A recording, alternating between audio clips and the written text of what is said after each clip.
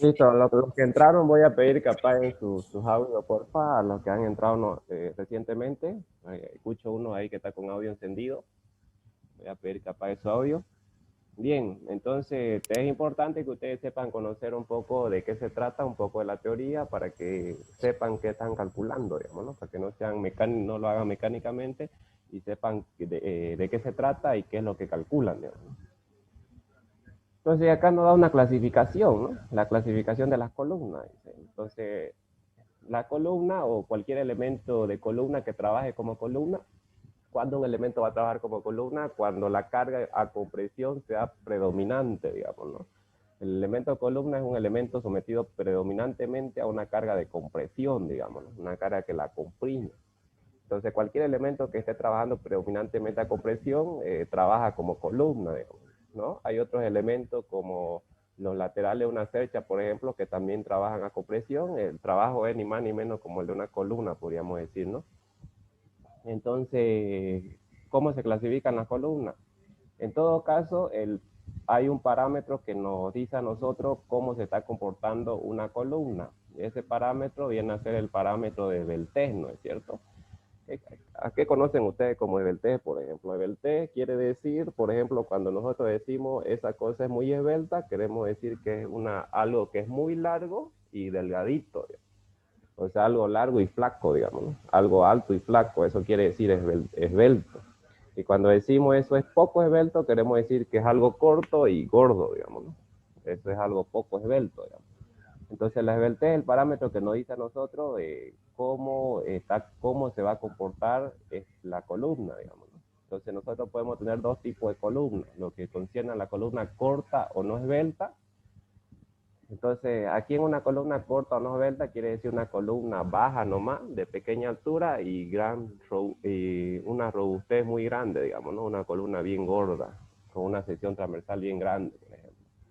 Ahora si hablamos de columna larga o esbelta, estamos hablando de una columna larga y delgadita, digamos, ¿no? Ahora, obviamente por economía se conviene diseñar esta columna esbelta, ¿no? Una columna que nos dé una mayor longitud y que requiera poca sección de hormigón armado, ¿no? Por economía, si hablamos de economía, obviamente la segunda clasificación es la más barata, ¿no? Porque la primera es corta y además bien robusta, requiere un mayor volumen de hormigón, ¿no? Pero eso, la economía tiene que venir acompañado con la seguridad, obviamente, ¿no? Entonces hay que tomar en cuenta eso, digamos. Entonces aquí fíjense que nos dice de qué se trata cuando hablamos de columnas cortas y de qué se trata cuando hablamos de columnas largas, ¿no? Para empezar, en columnas cortas hay un fenómeno que ustedes seguramente ya lo han conocido, lo han escuchado en otra materia. Este fenómeno se llama el fenómeno de pandeo, ¿no? Que es característico de las columnas, ¿no? Principalmente de las columnas largas, digamos, ¿no? ¿Qué es el fenómeno de pandeo? Es el fenómeno de inestabilidad lateral que pueden tener cualquier elemento, principalmente las columnas, sometido a compresión, digamos, ¿no? Hay una inestabilidad lateral, digamos, ¿no? Y fíjense que nos dice que cuando la columna es corta, ese fenómeno de pandeo no se manifiesta, digamos, ¿no? Aquí en esta columna que es corta, no hay pandeo, dice, por consiguiente la falla netamente va a ser por aplastamiento a compresión, digamos, ¿no? Si esta columna que es corta llega a fallar, va a fallar por aplastamiento a compresión, digamos, ¿no? Se va a aplastar, digamos. En cambio, una columna larga, la falla va a venir ya por el pandeo, es decir, en columnas largas, o sea, cuando la columna ya se considera esbelta, digamos, ahorita vamos a ver los parámetros que nos definen si una columna es esbelta o no es esbelta, pero cuando la columna es esbelta o larga, ya se considera que hay o puede existir esa inestabilidad lateral que nosotros denominamos como pandeo, digamos, ¿no?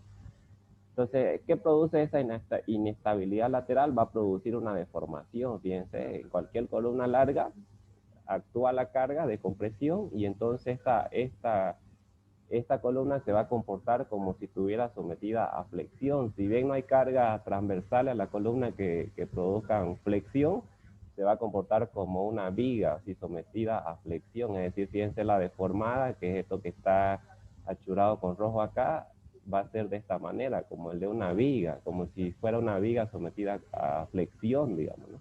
Entonces va a haber una deformación delta, que esto, debido a esta deformación delta, ustedes, digamos, en el TPK, en cualquier otro programa o cualquier programa de estructura que lleven, van a escuchar el famoso efecto P delta, digamos. ¿Qué quiere decir el efecto P delta? Quiere decir el momento que genera la inestabilidad lateral que va a producir el pandeo, digamos. Ese es el efecto P delta, que hay que controlarlo cuidadosamente porque las columnas largas principalmente fallan por eso, ¿no? Fallan por la inestabilidad lateral que genera el pandeo, o también llamado el efecto P delta. ¿Por qué P delta? Porque al multiplicar la carga P por esa deformación delta, nosotros tenemos un momento. A ese momento se lo denomina momento de segundo orden. Ustedes conocen como momento de primer orden a todos aquellos momentos que obtienen del diagrama de momentos. O sea, son los momentos generados por las cargas, por el equilibrio que tiene que existir en cada sección, o los diagramas de momentos que ustedes hacen. Esos son momentos de primer orden, se llaman momentos de primer orden, generados netamente por la carga. Al momento generado ya automáticamente por la deformación que tiene el elemento, por ejemplo aquí es el producto de una carga por este delta de acá, que es la deformación lateral de la columna, a eso se llama efecto de segundo orden, o esfuerzo de segundo orden. Por eso acá dice momento de segundo orden, porque es generado automáticamente por la deformación de la estructura, digamos, ¿no? El efecto P delta. Y listo, entonces vamos a aprender, y acá obviamente nos da todos los parámetros de la composición de las armaduras y su distribución, ¿no? Entonces ahora, ahí es importante, como les vengo diciendo, es importante que ustedes lean toda esta teoría y sepan interpretarla, digamos, ¿no? Para que al momento de hacer el cálculo no lo hagan de manera, no lo hagan de manera automática, o sea, no lo hagan de manera mecánica, digamos. Listo. Entonces acá yo he elaborado un formulario muy útil, por cierto, que nos va a servir a nosotros para al momento de realizar el cálculo, ¿no? El cálculo estructural, el diseño de la columna, etcétera. Bien. Entonces, el primer parámetro que nos va a interesar a nosotros calcular es el parámetro de Beltré, que nos va a decir si nuestra columna va a ser considerada larga. O sea, esta Beltré nos va a decir cuál es el comportamiento de nuestra columna.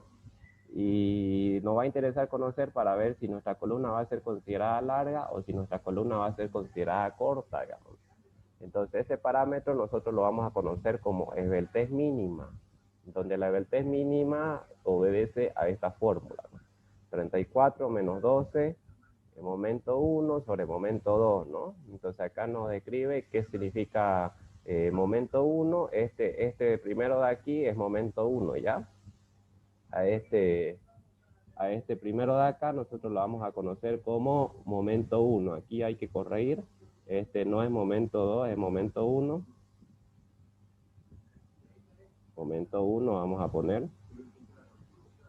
Ese es momento 1, ya no es momento 2. Entonces, ahí van a corregir ustedes. Entonces vamos a tener lo siguiente, ¿no? Ya. Entonces este momento 1, que quiere decir momento mayor de extremo, ya, momento 1, momento mayor de extremo, momento 2, momento menor de extremo.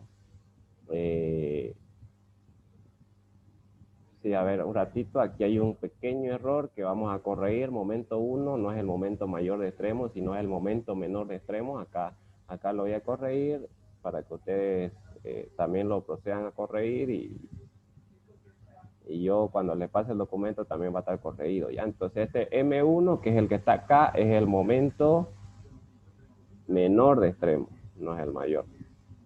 Es el momento menor de extremo, ¿no? Aquí ha habido una pequeña descompaginación. Y M2 es el momento mayor de extremo, ¿ya? M2 viene a ser el momento mayor de extremo. Mayor. Aquí se ha colocado al revés, ¿no? Ya, de todos modos, cuando veamos el ejercicio lo vamos a ver mejor esto, ¿ya? dice que ese M2 va a ser positivo cuando sea curvatura simple y va a ser negativo cuando sea curvatura doble. Fíjense aquí que M1 siempre va a ser positivo, dice. No importa cómo esté actuando al momento, siempre va a ser positivo. En cambio, M2, que es el momento mayor de extremo, puede cambiar de signo, dice, puede cambiar de signo. Fíjense acá. Entonces dice que puede ser positivo cuando sea curvatura simple y puede ser negativo cuando sea curvatura doble. Y acá les habla de eso, ¿no? Aquí les dice cuándo va a ser una curvatura simple o cuándo va a ser una curvatura doble, digamos. Fíjense que dice que va a ser curvatura simple.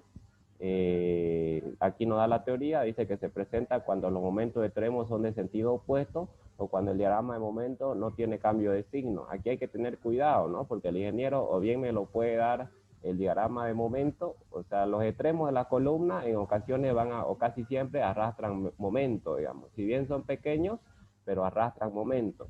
En algunas ocasiones no va a arrastrar momento y va a ser una sola carga de compresión nomás, que ese caso también lo vamos a ver, ¿no? Acá creo que hay gente solicitando unirse, vamos a admitirlo. Un ratito, espérenme, vamos a admitir a esta gente que está queriendo unirse todavía.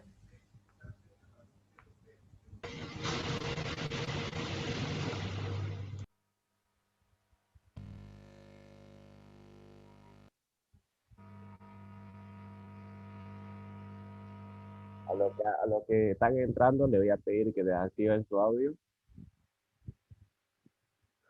Ya.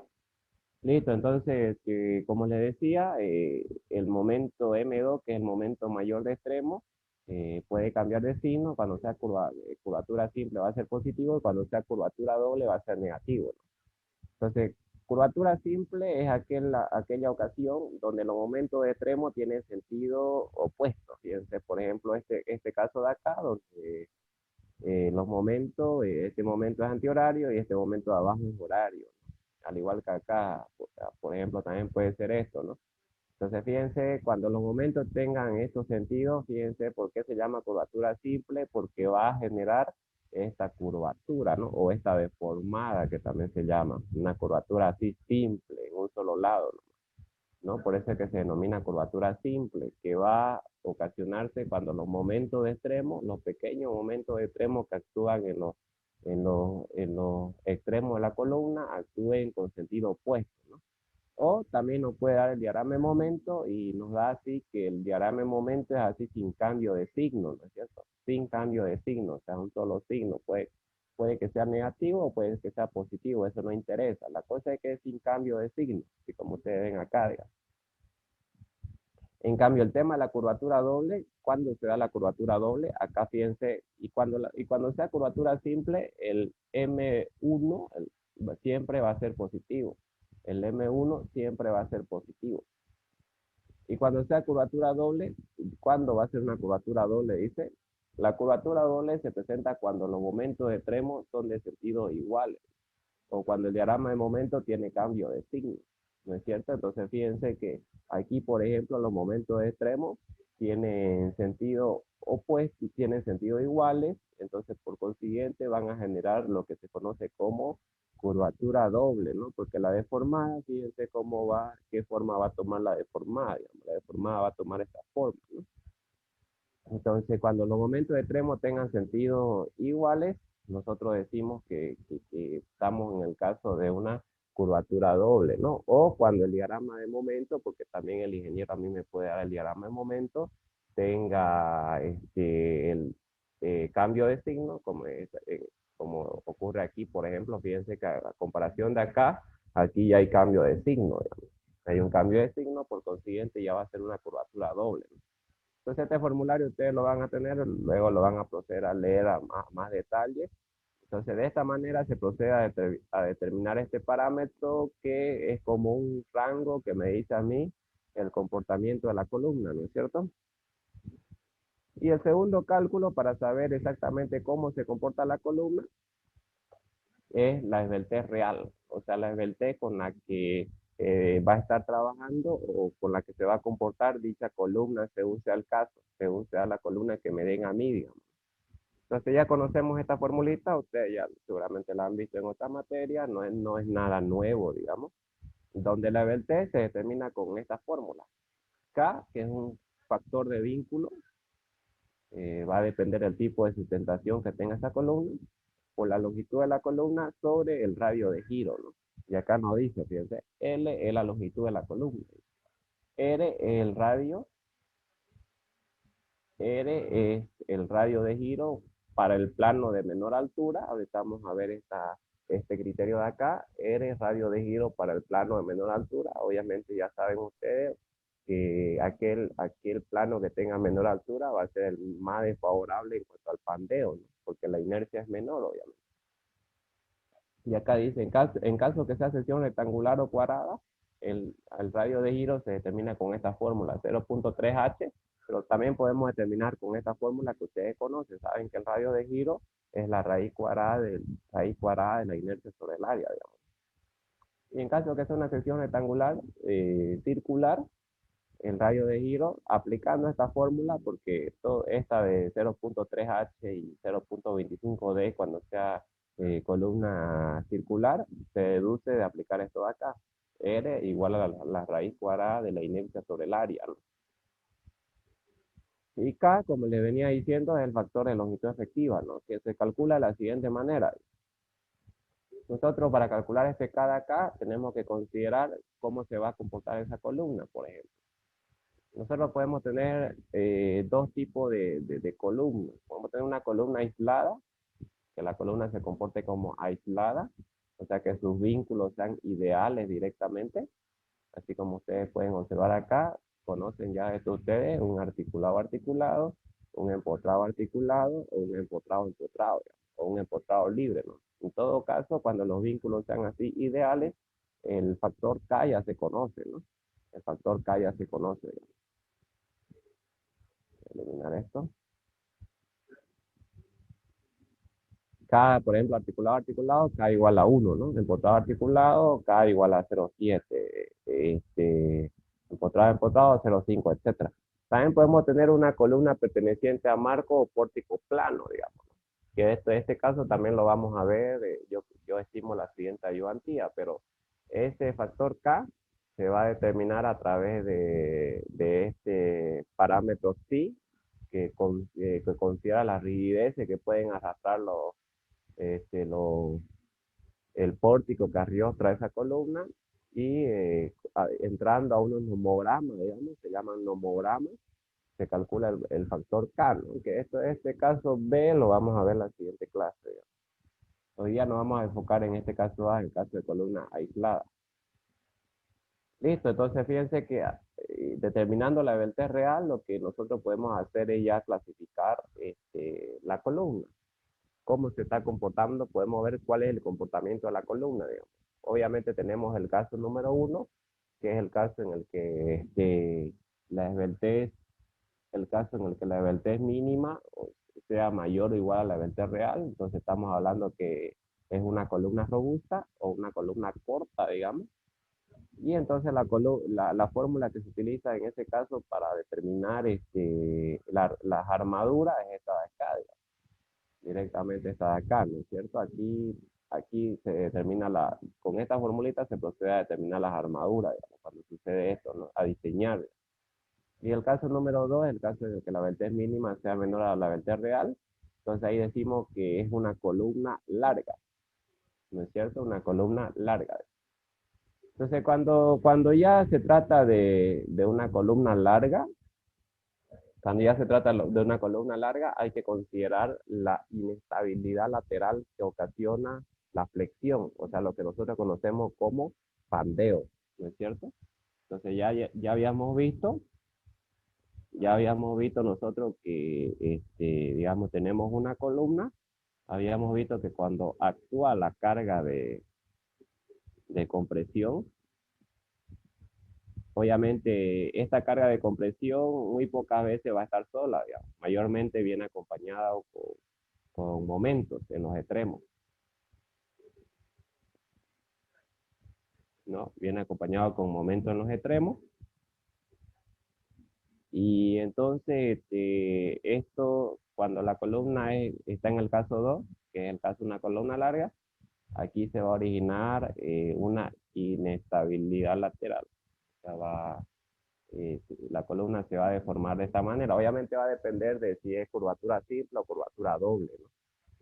Ya habíamos visto que aquí va a esta flecha o esta deformación que va a adquirir esta columna, vamos a denominarlo deformación delta. Y entonces aquí se va a originar el momento P delta, o sea, el momento de segundo orden. El momento de segundo orden que es el producto entre la carga P y la deformación delta. Este es el efecto P delta o el efecto de Pandeo.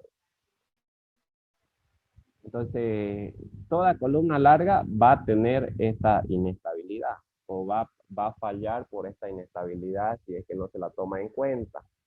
Entonces, cuando la columna ya sea larga, hay que tomar en cuenta este efecto P delta o la inestabilidad que puede tener, digamos. Entonces, la normativa o el código ACI, digamos, la normativa que estamos utilizando, ¿cómo hace para considerar este efecto P delta? Lo que hace es de la siguiente manera, digamos. Entonces, fíjense, estima más o menos la magnitud de este momento de segundo orden que se va a ocasionar debido a la deformación lateral que va a tener esto, de la siguiente manera. Va a calcular un momento, que lo vamos a denominar como MC, que es el momento que considera este efecto P delta.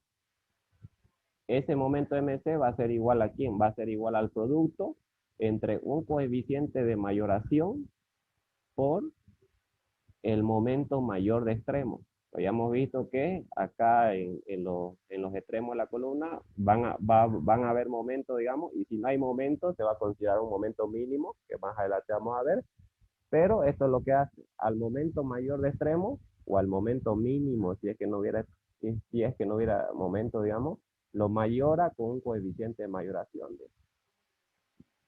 Como el momento mayor de extremo siempre es M2, este de aquí puede ser M2 o puede ser, si es que hay momento, es M2 y si es que no hay momento, es el M mínimo. En un momento mínimo que se tiene que considerar, digamos, puede ser cualquiera. Pero entonces, ¿qué es lo que hace el código? Lo que hace es utilizar un coeficiente de mayoración, digamos. Va a utilizar un coeficiente de mayoración para considerar ese efecto de segundo orden o ese efecto P delta, que se le llama acá, ¿no? Entonces, ¿cómo se va a considerar eso? Eso se va a considerar de la siguiente manera. Vamos a tener por acá, esperen un ratingo, que no sé qué es lo que pasó acá.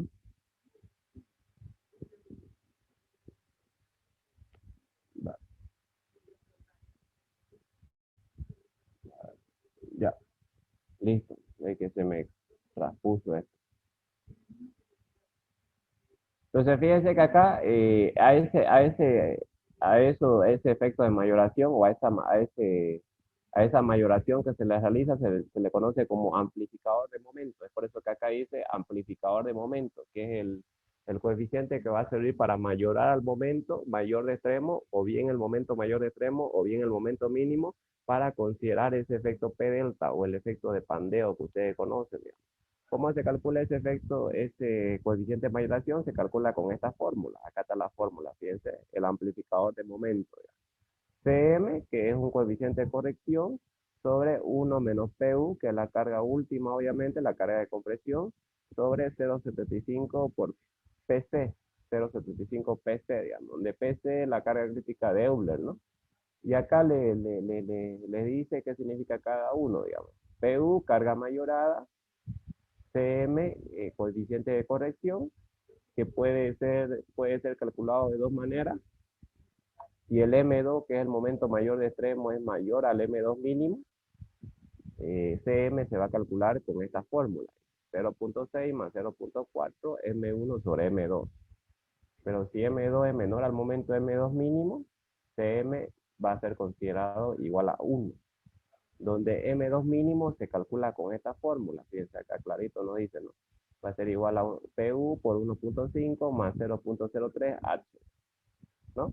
Y acá nos dice cómo calcular cada uno de los parámetros. PC es igual a esto de acá y que se va a calcular con esto. Pero bien, Vamos a ver el ejemplo para que le entendamos mejor, pues, ¿no? Acá, ya. Por ejemplo, este ejemplo, que es un ejemplo tipo examen. Para la siguiente columna, calcular las armaduras necesarias para resistir los esfuerzos a la que será sometida, dice, ¿no? Entonces, fíjense que nos da una columna sometida a una carga de compresión, tanto carga muerta como carga viva, y nos dice que los momentos de extremo que arrastra esa columna son momento de extremo por carga muerta, 5 toneladas metro, momento de extremo por carga viva, 3 toneladas metro, etcétera. Aquí nos da todos los datos, ¿no? Nos dice que la columna, acá nos da una vista de la sección de la columna, por ejemplo, la sección AA, nos dice que la columna es una columna de 30 por 45 centímetros, ¿no? 30 por 45.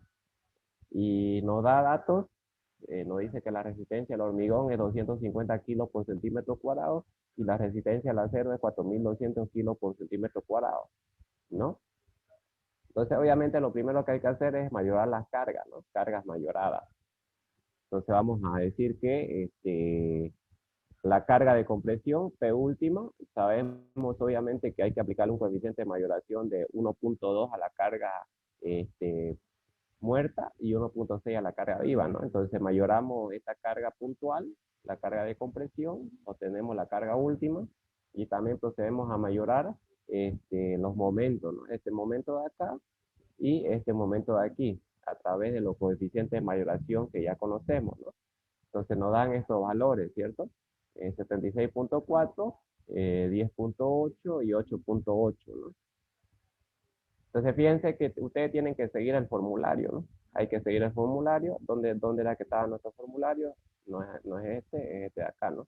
Entonces lo primero que tienen que hacer ustedes, como le dice este formulario, es calcular la vertez mínima. ¿Cómo la van a calcular la vertez mínima? Con esta fórmula. Aquí está, ¿no? 34 menos 12 M1 sobre M2, fíjense. Donde M1 es el momento, M1 es el momento menor de extremo, M2 es el momento mayor de extremo.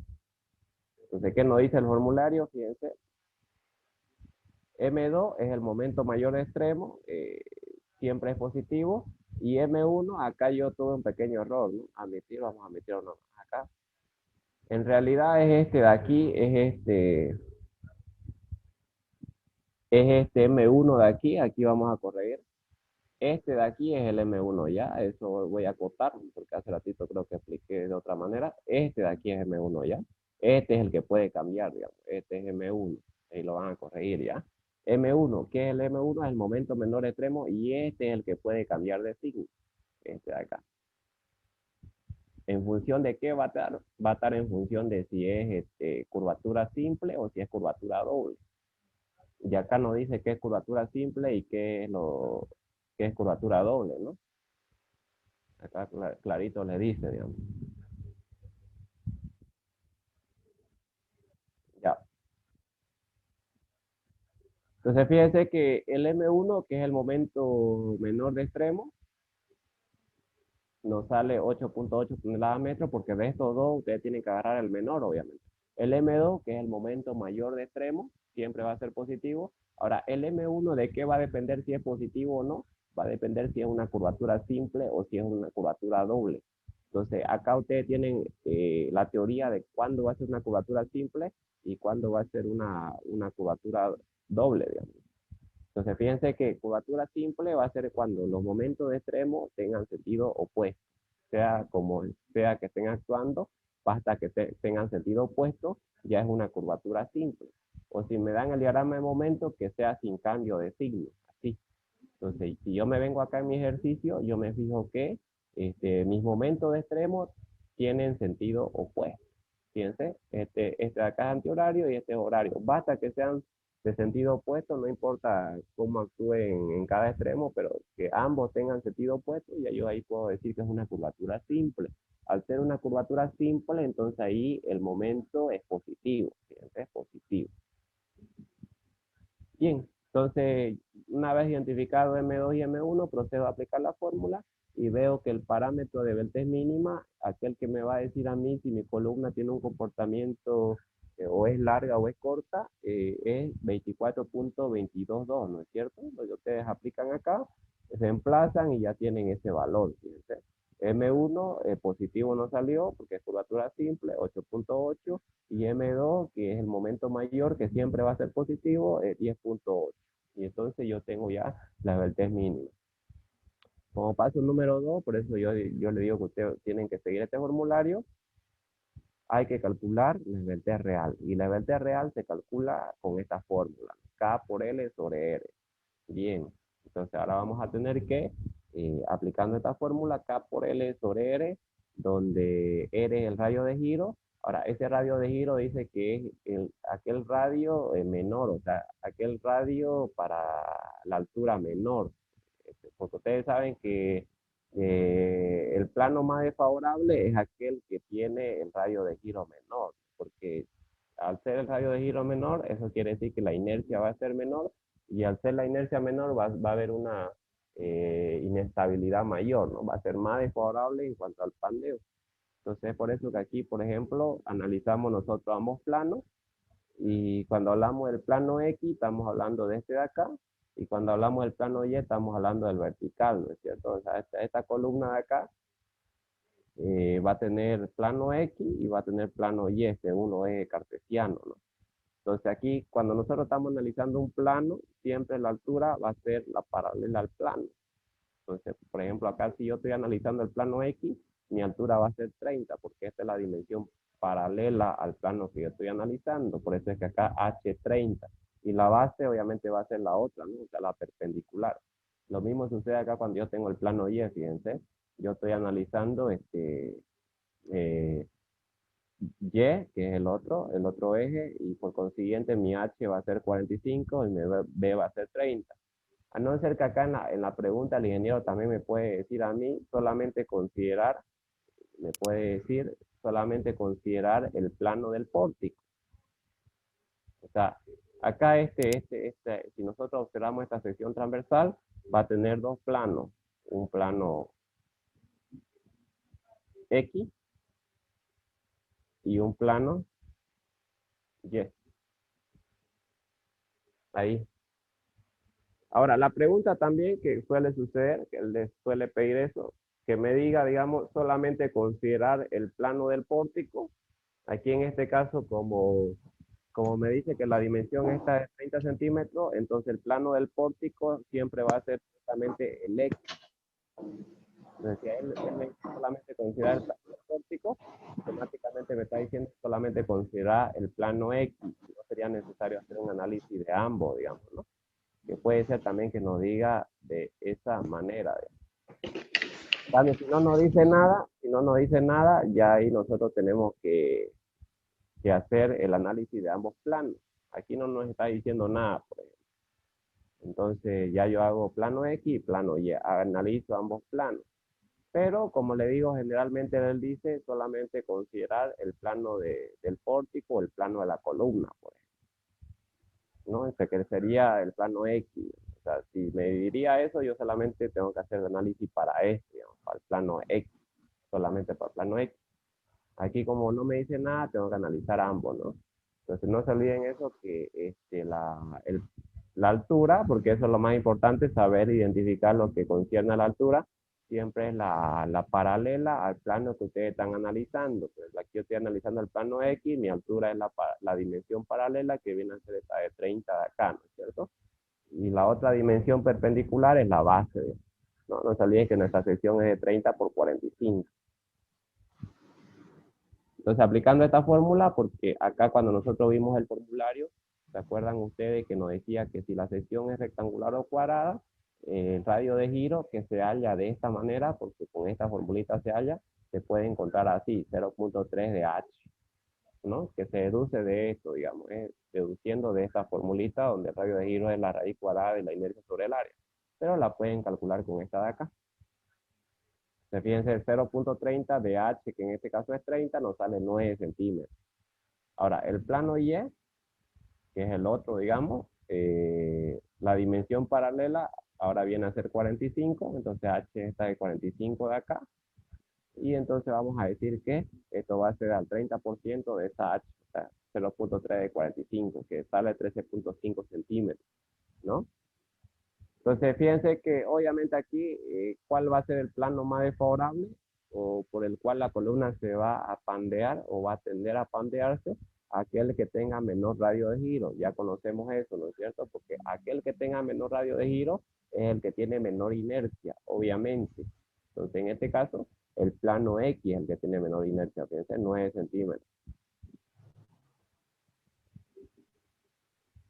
Entonces ya identifiqué que el plano X es el más desfavorable, por eso acá dice plano más desfavorable, plano X, cuyo radio de giro 9 centímetros y cuya altura va a ser 30 para ese plano y cuya base va a ser 45. Por eso es importante identificar cuál plano es el más desfavorable para que yo identifique tanto la altura como la base. Entonces, plano más desfavorable, plano X.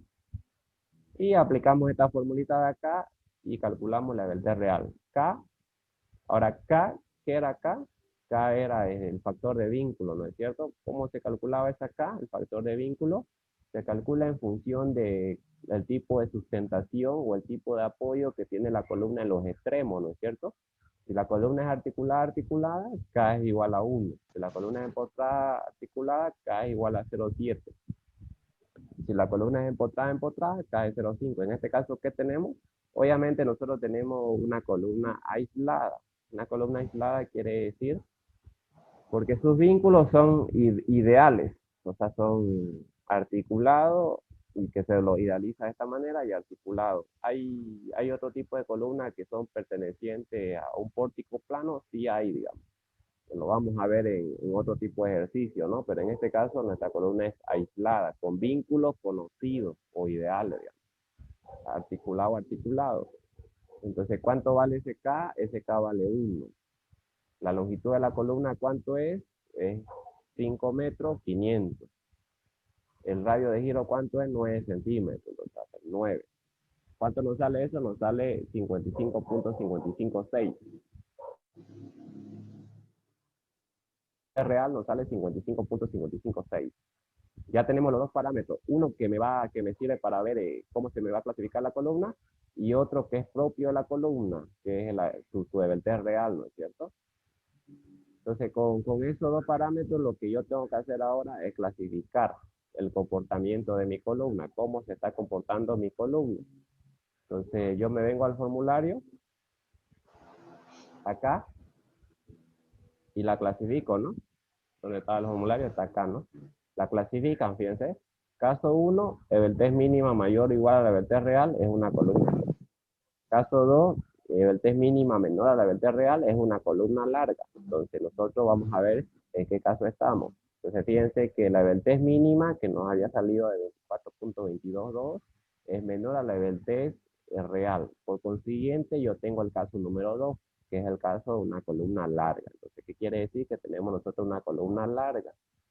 Entonces, al tener una columna larga, hay que considerar la inestabilidad lateral que puede tener esta columna. Entonces, ¿cómo considera el código ACI esa inestabilidad lateral? A través de mayorar el momento mayor de extremo, utilizando un coeficiente de mayoración, un coeficiente de amplificación, digamos, para mayorar el momento mayor de extremo y así más o menos está estimando ese momento de segundo orden o ese efecto P delta que ocasiona esa inestabilidad, ¿no? Entonces, ¿cómo se calcula el amplificador de momento? Con esta fórmula. Es la fórmula que yo les mencioné acá en el formulario. Cm sobre 1 menos Pu sobre 0.75 por Pc. Entonces vamos a aprender a calcular eso. Entonces, PU, este de acá, es la carga última, obviamente, ¿no? La carga última, que acá la tenemos, 76.4. 76.4. Aquí, 76.4, ¿ya? ¿Dónde está? Acá hay un 76.4. Es la carga última que nos salió, ¿no es cierto? Ahora, lo siguiente que hay que hacer, si yo me voy al formulario, es ver cuánto vale el coeficiente de corrección, el CM, fíjense. Ahora, para ver cuánto vale el coeficiente de corrección CM, lo que yo tengo que hacer es calcular el M2 mínimo. Porque ese M2 mínimo es el que me va a decir a mí si el coeficiente CM se calcula con esta fórmula o si el coeficiente CM es igual a, o tiene que tomar igual a 1. En ambos casos están las condiciones, ¿no? El primer caso es si M2 es mayor a M2 mínimo o si M2 es menor a M2 mínimo. Entonces, pues lo calculamos, ¿no? Ya. Entonces, M2 mínimo, aquí está, lo calculé, 76.4 por 1.5 más 0.03 por 30, donde 30 es H, por eso es importante identificar con qué H estamos trabajando, en este caso H es 30, y entonces calculamos ese M2 mínimo, donde la fórmula la tienen ustedes ahí, no hay donde se pierdan, ¿no? ¿Dónde está la fórmula? Está acá, fíjense, ahí está. PU por 1.5 más 0.03H. Ya. Entonces, eso nos va a dar en unidades toneladas por centímetro. Fíjense que me sale 183.36 toneladas por centímetro. Y yo no lo quiero en toneladas por centímetro, sino yo lo quiero en toneladas por metro. Entonces, sabemos que un metro es 100 centímetros, por consiguiente, eso me va a quedar en unidades 1.83 toneladas por metro. Acá vamos a tener M2 mínimo 1.83 toneladas por metro. ¿No es cierto? Entonces, ahora lo que yo tengo que hacer, ¿qué es lo que tenemos que hacer? Lo que tenemos que hacer nosotros es verificar en qué condición estamos. El M2, ¿cuánto vale el M2? Ya lo habíamos identificado el M2, pero claro que lo habíamos identificado el M2. ¿Dónde lo teníamos identificado el M2? Aquí, mayor de extremo, que ya habíamos visto que nos sale 10.8 toneladas metros. O sea, ese es el M2. Entonces, 10.8, que es el M2, es mayor al M2 mínimo, fíjense, que nos salió 1.83. Entonces, si es mayor, yo tengo esta condición de aquí, M2 mayor a M2 mínimo. Por consiguiente, el coeficiente de corrección CM se calcula con esta formulita acá, ¿no? Y ahí está, fíjense. Ahora, aquí tiene que utilizarse el mismo criterio que utilizamos. O sea, ¿se acuerdan el criterio que utilizamos aquí? El criterio que habíamos utilizado acá era que si el momento menor, si era una curvatura simple, como es el caso que tenemos acá, este M1 es positivo. O si fuera una curvatura doble, este M1 fuera negativo. ¿No es cierto? Tendría que colocar negativo y entraría con negativo acá. Si este fuera una curvatura doble, entraría con negativo acá. Y ese criterio de poner negativo también se lo tendría que aplicar. También se lo tendría que aplicar acá, cuando calculan el CM. Si allá fuera negativo, aquí también se lo tendría que colocar negativo. Aquí, ahí, ¿no? Pero como ha sido positivo, entonces por eso acá se lo coloca con positivo nomás, digamos, porque es una curvatura simple. En el examen del anterior semestre, le metí una columna a él en el examen final y ahí salió una curvatura doble, digamos. Ahí ustedes lo van a practicar ese examen y van a ver la diferencia, digamos. Ahí era una curvatura doble porque sus momentos extremos eran de sentido iguales. Entonces ahí salió una curvatura doble y esto era negativo. Y ahí hay una pequeña trapita, pero el examen del anterior semestre era prácticamente este. ¿Qué le cambió al ingeniero? Le cambió que los momentos extremos lo puso de sentido igual, o sea, como curvatura doble, ¿no? Y ahí le salió una pequeña trapa.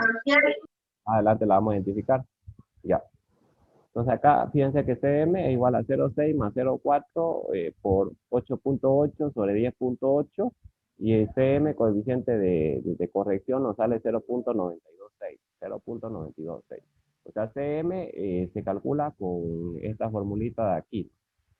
Como nos salió esta condición, entonces se calcula con esta formulita de acá. ¿Ya? Listo. Entonces ya tenemos CM, ya tenemos CM. Ahora lo siguiente que hay que obtener es el PC, donde el PC es la carga crítica de Euler. ¿no? La carga crítica de Euler, que se calcula con esta fórmula, pi al cuadrado por la rigidez minorada, el producto E por I minorado, sobre la longitud efectiva al cuadrado, o sea, el producto K por L al cuadrado, que es la longitud efectiva.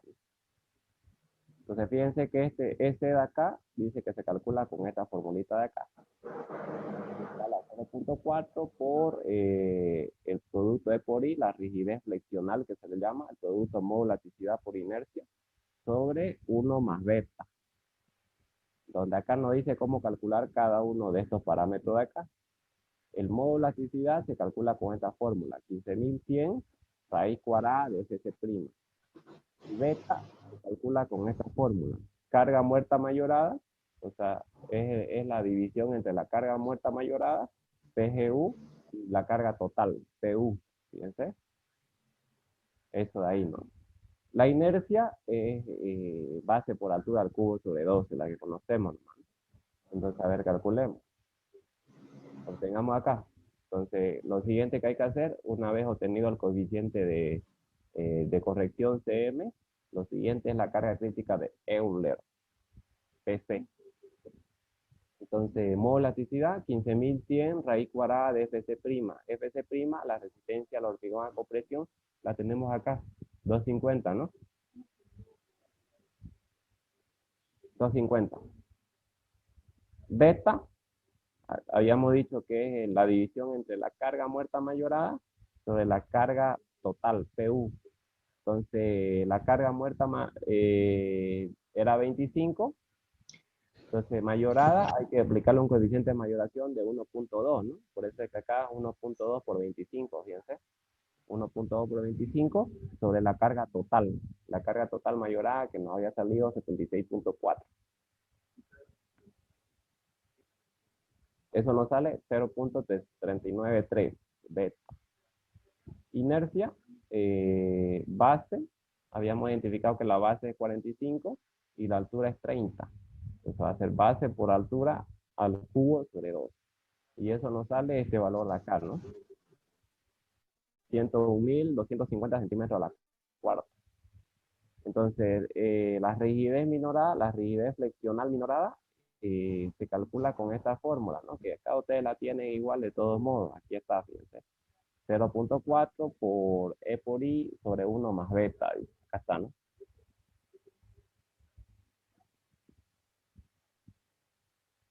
Ahí está. Y entonces esa rigidez minorada nos sale todo este rango de acá, ¿no? Este número bien grande de acá, que está en kilo por centímetro cuadrado. Esto va a estar en kilopon por centímetro cuadrado. Entonces, directamente para simplificar esto, lo podemos trabajar en notación científica, digamos. Ponieron notación científica al primer decimal, digamos. Entonces, nos saldría 6.94 por 10 a la 9, ¿no? O también lo pueden trabajar con este número grande, ¿no? Eso ya va a depender de la comodidad de ustedes. En este caso, yo lo voy a trabajar con notación científica, digamos. Y luego, una vez ya obtenido ese E por I, o sea, la rigidez friccional minorada, proceden a obtener la carga crítica de Euler. Ya tienen todos los parámetros para reemplazar acá. Y reemplazan y van a tener esto, ¿no? Pi al cuadrado por este rigidez flexional minorada, que viene a ser esta de acá, sobre la longitud efectiva al cuadrado, que es el producto de K, que como era un articulado articulado, vimos que K es 1 por L y todo eso al cuadrado, ¿no? Entonces, PC, que es la carga crítica de Euler, nos sale 273.980.218 kilopon. Esto para trabajarlo, lo podemos trabajar en toneladas, entonces transformando esta tonelada nos sale 273.98 toneladas, ¿no? Eso nos da ese valor. Entonces. Listo, entonces fíjense que ya tenemos todos los parámetros para hallar el amplificador de momento o el mayorador de momento. Ya tenemos CM, ya tenemos PU y ya tenemos PC, ¿no? Hallamos entonces el amplificador de momento. Y fíjense que el amplificador de momento nos sale 1.474. Ahora le voy a decir cuál era la trampa del examen del semestre pasado, que seguramente alguno lo tiene como modelo por ahí. La trampa era que como era una curvatura doble, porque él le metió una curvatura doble, le metió momentos de extremo sentido iguales, entonces era curvatura doble. Aquí al momento de calcular este amplificador de momento, aquí le salió, no me acuerdo exactamente el valor, pero 0.89, 89.2. Entonces, el criterio con este amplificador de momento es que siempre tiene que ser mayor o igual a 1. Siempre mayor o igual a 1, porque es un mayorador de momento, un amplificador. Entonces, jamás puede ser menor a 1. Entonces, si a ustedes les sale un valor menor a 1, por ejemplo, aquí el que yo estoy poniendo de ejemplo, 0.892, ustedes automáticamente lo que tienen que hacer es decir, eh, como no puede ser menor a 1, entonces adopto 1 directamente, ¿no? Y esa era la trampita del ingeniero del examen del pasado semestre, que él, como le metió una curvatura doble, entonces este valor de acá le salió menor a 1. O sea, si le salió como yo le estoy mencionando acá, le salió 0.892 y como no puede ser menor a 1, porque así como dice esta condición de aquí, que este valor siempre tiene que ser mayor o igual a 1, entonces si a mí me sale menor a 1, yo adopto directamente como coeficiente de amplificador 1, ¿no? No se vayan a olvidar de eso ya. Vamos a, ya saben. Ya, en este caso nos salió 1.474, mayor a 1, correcto. Listo, ahora obtienen el momento que estimula o el momento que hace el efecto de P delta, el MC, que va a ser igual al producto entre ese coeficiente de amplificación por el M2, donde el M2 es el momento mayor de extremo, el momento que hemos identificado por acá, ¿no? 10.8. Fíjense que nos sale 15.919 toneladas metro.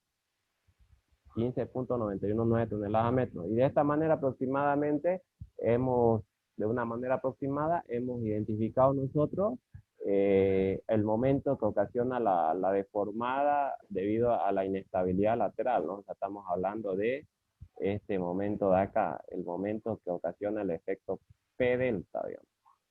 Este momento que se origina acá, que es el momento de segundo orden, que es el producto entre P y delta.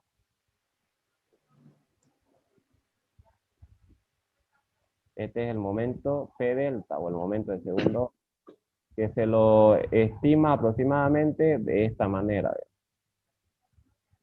¿no? No es exacto, obviamente, pero es aproximado.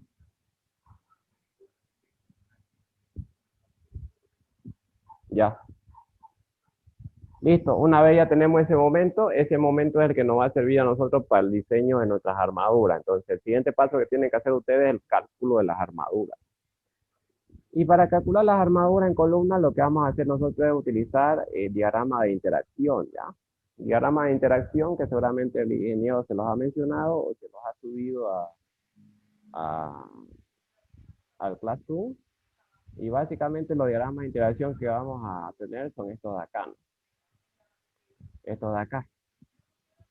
En todo caso, en las columnas siempre se prefiere que el armado sea simétrico, ¿ya? Porque los momentos pueden estar en una dirección o pueden estar en otra dirección. O sea, no se sabe con exactitud en qué dirección, en algunas ocasiones los esfuerzos pueden actuar en una dirección, o las cargas, mejor dicho, o pueden actuar en otra dirección. Entonces, por eso que mayormente, casi al 100% de los casos, se prefiere que el armado sea simétrico, digamos. O sea, las mismas armaduras en todas las direcciones, digamos. Eso quiere decir armado simétrico. Entonces, vamos a utilizar nosotros estos diagramas de interacción que ustedes ven acá. Ahora, para poder utilizar estos diagramas de interacción que nosotros podemos ver acá, hay que entrar con los siguientes valores. Ahorita vamos a identificar con los valores que tenemos que entrar. Primeramente, primeramente nosotros tenemos acá que el valor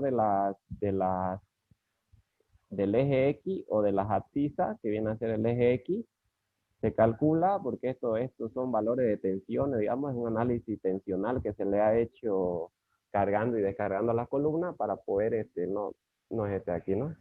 Es este acá. Para poder determinar el valor en cada caso de las cuantías. Entonces, el valor horizontal, los valores horizontales se determinan con esta fórmula de acá. Acá la podemos tener mejor con esta fórmula de aquí. Phi por Pn, que básicamente es la carga última que nosotros hemos hallado, que nos salía 76.4 toneladas o 76.400 kilos, sobre B por H. Este valor de aquí es el valor horizontal, o sea, si lo dibujamos acá, el valor horizontal o el valor del eje X del diagrama va a ser calculado con esta formulita que ustedes ven acá, digamos, Phi por Pn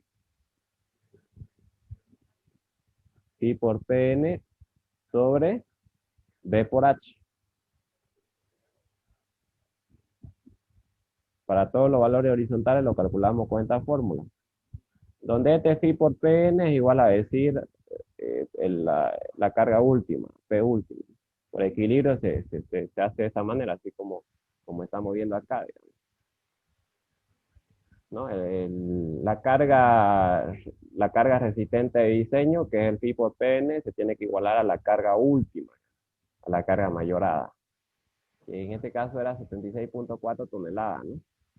Entonces ahora, el valor de las ordenadas o de las abscisas, que es el valor vertical, para entrar al diagrama obviamente, se calcula con esta fórmula de acá. O sea, va a ser el momento resistente de diseño, que es el producto de phi por mn sobre b por h al cuadrado. B por h al cuadrado. ¿No? Entonces, el momento de diseño, phi por mn, se tiene que igualar al momento último. Básicamente, este momento último de aquí es el momento P delta que hemos considerado acá, o sea, el momento mayor, ¿no es cierto? Que nos salía 15.919 toneladas metro. Entonces, eso va a ser 15.919 por 10 a la 5 kilos por centímetro. Entonces, ahora hay que determinar el valor de X y el valor de Y. El valor de X ya vimos que se determina con esta formulita de acá, con esta de aquí, phi por Pn sobre B por H. Entonces, reemplazan ustedes ahí, base, ¿cuánto es? 45, ¿no? Y altura, ¿cuánto es? Altura es 30, ¿no es cierto? Entonces, fíjense que aquí nos sale, este valor de acá nos sale 56.593 kilos por centímetro cuadrado. Entonces, esto hay que transformarlo en megapascales, ¿no? Entonces, nosotros tenemos nuestra transformación que nos dice lo siguiente, ¿no? Sabemos que un megapascal es igual a ¿cuánto? Es igual a 10 kilos por centímetro cuadrado. Fabio, buenos días, Fabio. Disculpa que te interrumpa. Una consulta. Claro, diga. Este, parece que tu audio está un poco mal porque hace rato, se escuchó, bueno, hace rato se escuchaba un poco bajo y ahorita bajó de volumen otra vez tu audio. ¿No se escucha bien? Sí, claro, ahorita ya se escucha bien, ahorita por lo que hablaste no es recién, pero hace más de un rato se escuchaba bajito y de golpe, pum, bajó otra vez el volumen de tu computadora o no sé. Ahí ya me avisan cuando no se escuche bien, ya. Me avisan ustedes nomás. Tienen que avisarme. A veces se corta un poco, así que. Es que alguien tiene activo el audio y a veces te corta el audio. Eso es. Ya. Tomás Campos tiene activo su audio, por eso a veces te interrumpe y baja tu audio. Ya. Lo otro, Ah, por favor, los que tengan activo su audio, desactívenlo ya. Para que no haya esa interrupción. Ya. Está bien, joven. gracias, Entonces, Fabio. ya. Como decíamos, un megapascal es igual a 10 kilos por centímetro cuadrado. Por consiguiente, Aquí hay que hacer la transformación esta a megapascal porque las unidades con las que trabajan los diagramas de interacción es en megapascal, ¿no? Entonces, haciendo esta transformación de acá, nos sale 5.66 megapascal. Haciendo esta transformación de acá, nos sale 3.9 megapascal.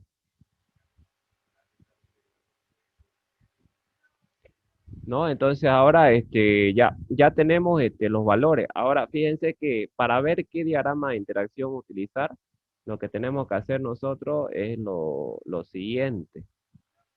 Lo que tienen que hacer ustedes para ver qué diagrama de interacción van a ocupar es lo siguiente. Acá nosotros tenemos los diagramas de interacción y fíjense que nos dice que para saber con exactitud qué diagrama utilizar, tenemos que conocer estos tres parámetros. Estos tres parámetros. Estos que están acá.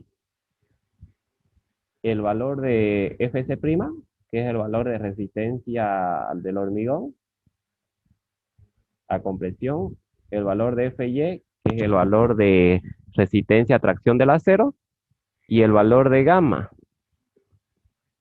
donde este gamma se pilla de la siguiente manera, es como el brazo de palanca o como la altura útil, que acá lo vamos a ver ahorita con mayor exactitud. Acá está, fíjense. Lo vamos a hacer con rojo. Aquí está el valor de gamma, miren. ¿Cómo se pilla ese valor de gamma? Ese valor de gamma se cepilla de la siguiente manera. Para empezar, nosotros tenemos la altura H. Entonces, la altura H va a ser igual a ¿cuánto? Fíjense que aquí nosotros vamos a tener D', el recubrimiento mecánico D'. El D' que ustedes conocen que es el recubrimiento mecánico, que va a estar tanto acá en la parte superior como aquí en la parte inferior. El D', que es el recubrimiento mecánico. Ahora, aquí va a haber una distancia, que es la distancia que hay entre el centro de gravedad de esta barra esquinera con el centro de gravedad de la barra esquinera que está acá. Entonces, a esa distancia la vamos a llamar gamma por H. Fíjense acá, gamma por H. Esto de acá, ¿no? Entonces, H, que es la altura total, va a ser igual a ¿cuánto? Va a ser igual a gamma por H más 2 veces D'. O sea, 2 veces el recubrimiento mecánico, 2 veces D', que es el recubrimiento mecánico, fíjense. Entonces, si aquí yo quiero despejar gamma, para más o menos saber cuánto vale gamma, ¿cómo puedo hallar gamma? Puedo hallar de esta manera, ¿no? Entonces, gamma va a ser igual a H menos 2 veces D' sobre H. Fíjense, con esta fórmula uno pilla el valor de gamma. Va a ser igual a H menos 2 veces D' sobre H. ¿No? Entonces, a ver, verifiquemos cómo nosotros hemos pillado acá. A ver. En nuestro ejercicio. Fíjense, acá está. Utilizar abacos para una disposición simétrica de armadura. Obviamente vamos a utilizar los abacos para disposición simétrica de armadura. Ahora, para pillar ese gamma que ya les dije cómo va la fórmula, acá está la fórmula, fíjense, acá está. Lo que tenemos que hacer es asumir un valor de recubrimiento mecánico.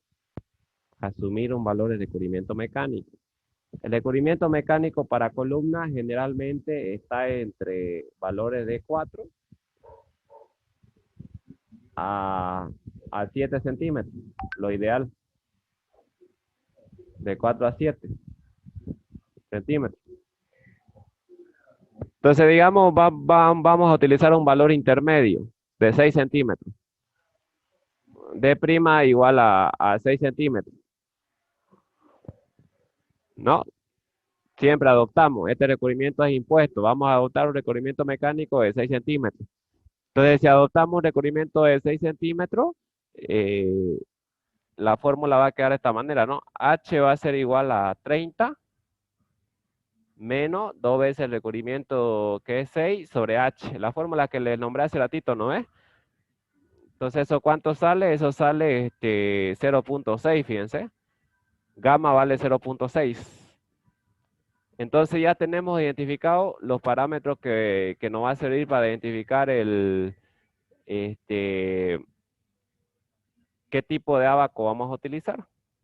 Fíjense que gamma 0.6, FC' es la resistencia al hormigón a compresión, que en este caso, ¿cuánto era? Fíjense acá, en este caso era 250. Vamos a borrar esto. 250 y FI es 4200, pero haciendo la transformación respectiva, sabiendo que 1 megapascal es 10 kilos por centímetro cuadrado, entonces lo que tenemos que hacer es transformar eso en megapascal. Entonces, FC' nos sale 25 megapascal y FY 420 megapascal. Entonces, fíjense que yo tengo los tres parámetros que me sirven a mí para identificar cuál abaco exactamente voy a utilizar. Entonces, lo que tengo que hacer yo es venir acá y buscar un abaco que tenga estos tres. Gamma 0.6, FC'. Ahora, aquí gamma está solamente en valores enteros. ¿Qué quiere decir? Va de 10 en 10, digamos, 0.5, 0.6, así va, digamos, ¿no? Pero en el caso de que a ustedes les salga, qué sé yo, digamos, acá nos salga a nosotros, por poner un ejemplo, ¿no? Si a mí me sale aquí 0.58, por ejemplo.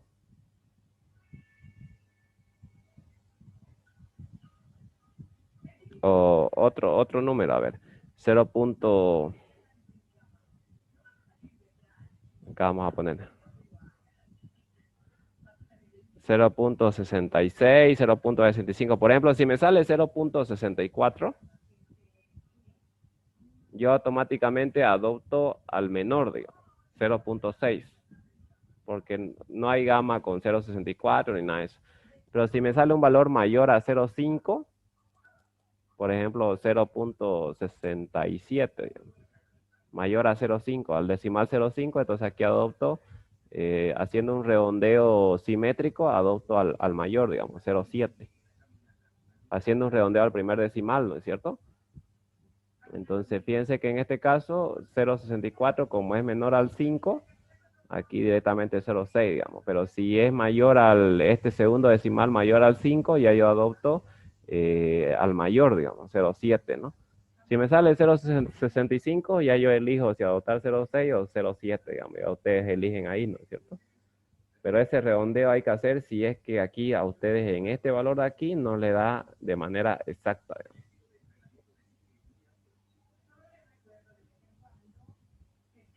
Ya, entonces busquémoslo. ¿Dónde está?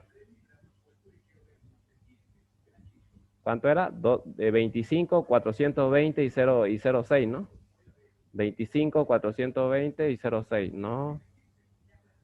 25, 420 y 0.6. Entonces fíjense que está acá. 25, 420 y 0.6. Está acá. Son los parámetros con los que yo voy a entrar a este abaco. Aquí está, ¿no? Vamos a ver. 25, 420 y 0.6, ¿no? Esto acá. ¿Con qué valores voy a entrar? Con los valores de X, que es este de acá, 5.66 megapascal, y con los valores de Y, que es este de acá, 3.9 megapascal. Entonces entro al abaco, que corresponde a estos tres parámetros de aquí, 0.6, 25 y 420, con los valores que me originó esto de acá debido a la carga, entro y determino lo que viene a ser la cuantía. Disculpe, Fabio, una pregunta. ¿Sí? El ingeniero dice cuándo debemos usar la armadura en todo, o sea, alrededor o en los extremos nomás, o cómo lo hacemos eso. Él lo dice, pero si él no le dice nada, es armadura simétrica, es armado simétrico, ¿ya? O Ok. sea, si él no nos dice nada a nosotros, eso sería criterio de nosotros, pero como te digo, siempre se prefiere que sea armado simétrico, a no ser que él les diga, digamos, yo quiero armadura solamente en los bordes de acá, digamos, obviamente que esta sea la altura, así él le va a decir, ¿no? Altura y esta de acá la base. Entonces yo solamente quiero que me coloquen armadura en estos dos, digamos, que nunca he dicho, pero por ejemplo, ahí, armadura aquí y armadura acá. Entonces también hay abaco para esto, digamos. Para este caso también hay. Por ejemplo, acá yo lo tengo creo que abierto. Aquí. Este sería, mira. Estos serían los abacos, fíjate. Estos son los abacos cuando vos solamente querés colocar armadura en dos bordes, en dirección de B, digamos. ¿No? Estos serían los abacos que vos utilizarías. Y harías exactamente lo mismo, digamos. Identificar FC', FY y gamma. Y ver qué abaco utilizar. Y el cálculo es el mismo, digamos. Lo que cambia es la distribución de la armadura, nada más. ¿Ya? Pero si él no te dice nada, es armado simétrico, porque eso es lo que se refiere en columna, armado simétrico, casi el 100% de las veces, ¿no? Casi el 100% de las veces.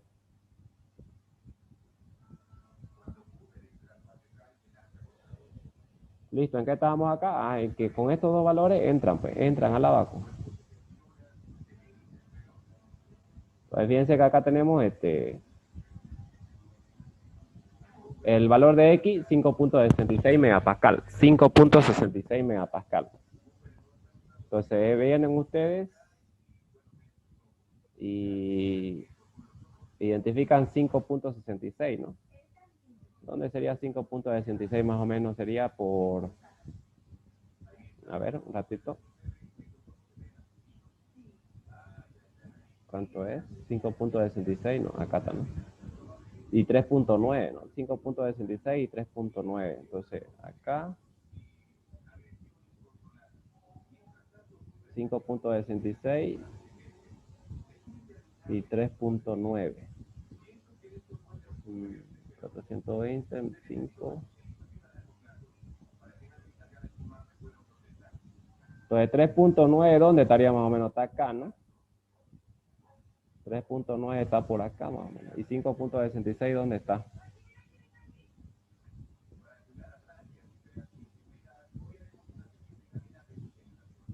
Por aquí.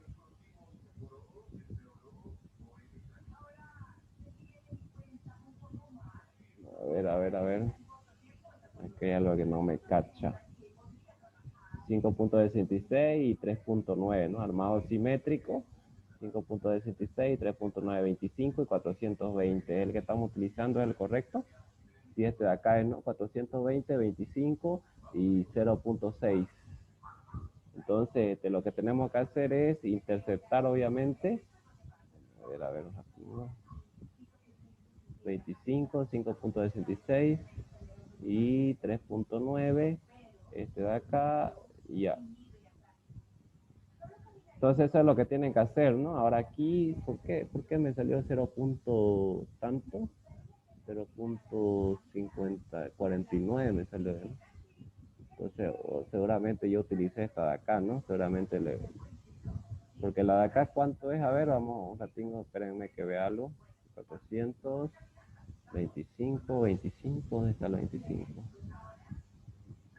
Aquí, ¿no? 25, 420 y 0.6 tienen que ser.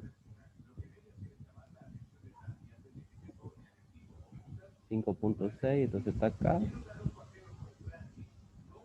Está por aquí más o menos y... Ahora voy a interceptarlo, a ver. 3.9 sería por aquí, ¿no? Entonces ustedes esto más o menos lo tienen que hacer con regla, ¿no? Tienen que tener esto abajo. Por ejemplo, acá 3.9 y lanzan la recta, ¿no? Lanzan la recta. Obviamente acá yo no me está saliendo no me está saliendo recto porque no lo estoy haciendo con regla, ¿no? Y acá, por ejemplo, 5.66, que más o menos es un estimado, ¿no? No es tan exacto tampoco. Tenemos aquí, por ejemplo, 5.5, aquí sería 5.5, acá 5.6. Entonces lanzan la vertical ustedes y donde intercepte lo tienen, digamos. Por ejemplo, aquí si es que fuera este el caso, yo lo estoy interceptando aquí, digamos. En 005, fíjense. En 0005, ¿no? Por ejemplo, por poner un ejemplo. Porque todas estas curvas tienen un valor. Por ejemplo, esta curvita de aquí tiene un valor de 005. Entonces, si este fuera mi caso, yo lo estaría interceptando aquí, digamos. ¿No? Aquí. En este punto de acá, ¿no? Ahora, si a nosotros nos intercepta por, qué sé yo, digamos, ahorita vamos a poner otro ejemplo para que ustedes vean.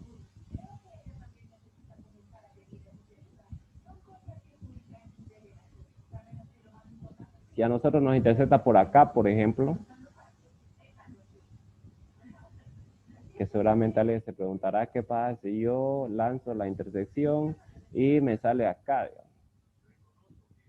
Fíjense que este punto, porque aquí está el punto de la cuantía, que es el punto de intersección, yo lo tengo entre 0006 y 0005, ¿no? Entre la curva que está con 006 y la curva que está con 005, está aquí, digamos. Entonces, más o menos, yo lo que tengo que hacer es que decir que más o menos una curvita que va por la mitad sería sería 0055, ¿no? Entonces, como esto está un poquito más, así de esa manera lo hago, ¿no? Tampoco es exacto, digamos. Uno va a tener un valor, pero es aproximado. Entonces, eso sería un poquito más allá de 0055, por ejemplo. Entonces, ahí yo tendría que poner 0056 o 0057, ¿no? Ese valor de referencia, esa curva que yo paso por el medio de esos dos, por ejemplo, por el medio de esos dos, es algo que me sirve como referencia, ¿no? Algo que me sirve como referencia. Ahora, yo acá determiné, ¿cuánto determiné? Vamos a ver. 0049 con 5.66 megapascal, armado simétrico, ábaco de armado simétrico, dice. Y el ábaco de armado simétrico es este, me estimo que es este de aquí. 0.25 y 0.6, 420, 5.66. Pero acá mi duda es por qué se sale de esto de acá. Ahorita voy a buscar otro, ¿ver? 5.66. Este se viene un poquito más acá, ¿no? A ver, voy a interpretarlo. 3.9. Es que me parece que yo utilicé otro abaco ahí. 3.9. Acá, paz lanzan. Y 5.66 que está por acá, mano.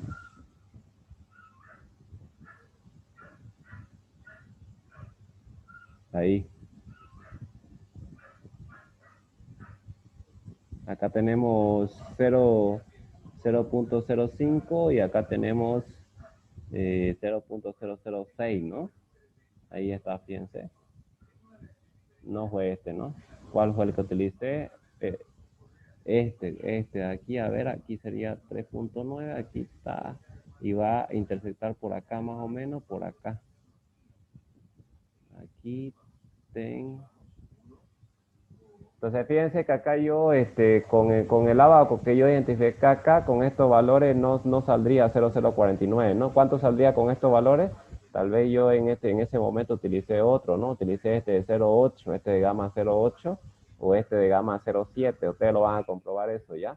Pero así de esa manera se utiliza. Por ejemplo, aquí con este de aquí que nosotros ocupamos ahí, ¿cómo lo calcularíamos?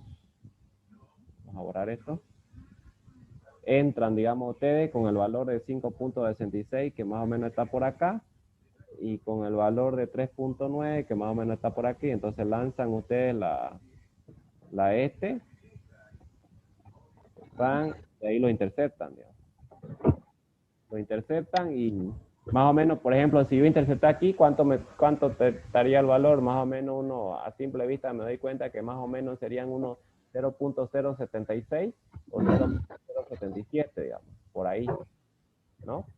Ahora, si en un caso, digamos, se sale fuera de los abacos, quiere decir que la sección no está siendo suficiente para soportar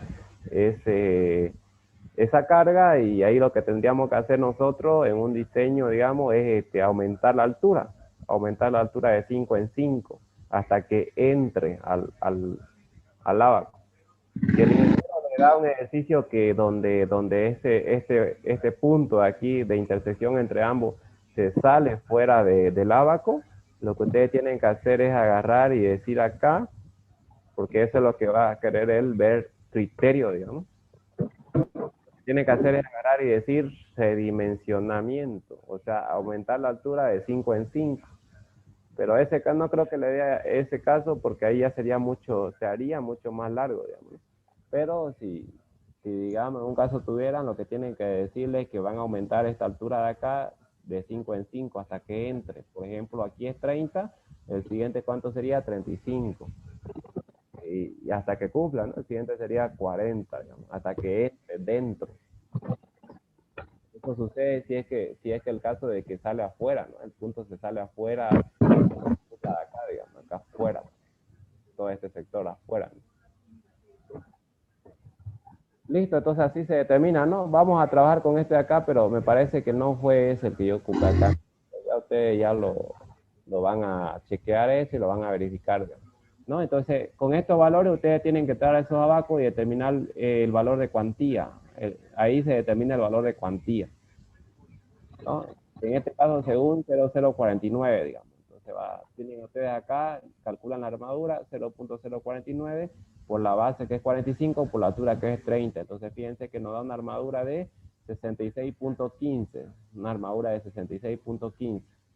66.66. ¿Listo? Ahora dice que esta armadura jamás puede ser menor a una armadura mínima que siempre se estipula, que se calcula con este valor de acá, 0.6 sobre 100 por B por H, 0.6 sobre 100 por 45 por 30, listo. ¿Nos cumple en este caso? Sí nos cumple, porque este es menor a 66.15.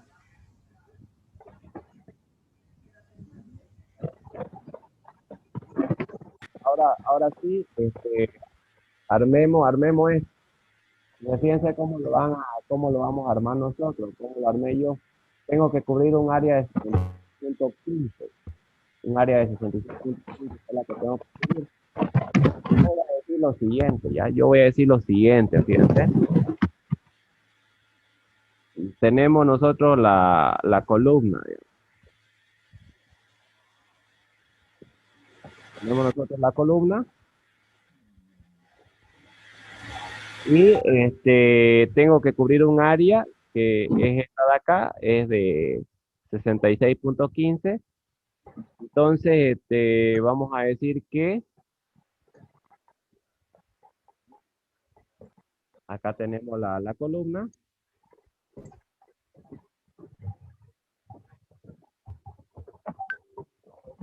Entonces vamos a decir que siempre tiene que haber fierros esquineros, digamos. Siempre tienen que haber fierros esquineros. Entonces, ¿qué voy a hacer yo? Lo que voy a hacer yo es directamente restarle a eso los fierros esquineros. Entonces aquí sí o sí voy a colocar fierros esquineros, sí o sí. Entonces a esa área total ahí le voy a restar estos fierros esquineros. O sea, los fierros que van a ir en la esquina, que siempre sí o sí tienen que ir, digamos. Entonces esos fierros esquineros, fíjense, por eso acá dice armadura de esquina, van a ser 4 fierros de 32 milímetros. Así cuando el área es bien grande, ya podemos utilizar fierros de 32 milímetros. En este caso nuestra área es bien grande, 66.15. Entonces voy a restarle esos fierros esquineros, que vienen a ser los 4 fierros de 32 milímetros.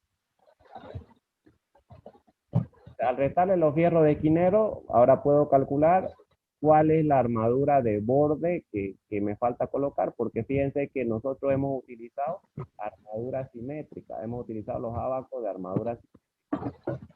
Es decir, que tiene que estar armada uniformemente toda esa sección. Entonces, lo que quiere decir que yo en todos los bordes tengo que tener la misma armadura. Por consiguiente, lo que vamos a hacer ahora es lo siguiente. Armadura de borde. Una vez esta ya la son 4 fierros de 32, también pueden ser 4 de 25 milímetros. Eso ya depende de ustedes. Cuando ustedes practiquen, hacen eso, digamos. Entonces, fíjense, la armadura de borde uniformemente en todos, porque tiene que ser armado simétrico, va a ser la siguiente. AR, que va a ser la armadura de borde, va a ser igual a 66.15 menos 32.17. ¿De dónde sale este 32.17? Son los 4 fierros de 32 milímetros que ustedes tenían acá. Entonces me sale que yo en los bordes tengo que colocar un total de 33.98 centímetros cuadrados de armadura. Pero como yo, para facilitarme la vida, como yo quiero trabajar con un solo borde, y son 4, porque aquí tengo uno, 2, acá lo vamos a poner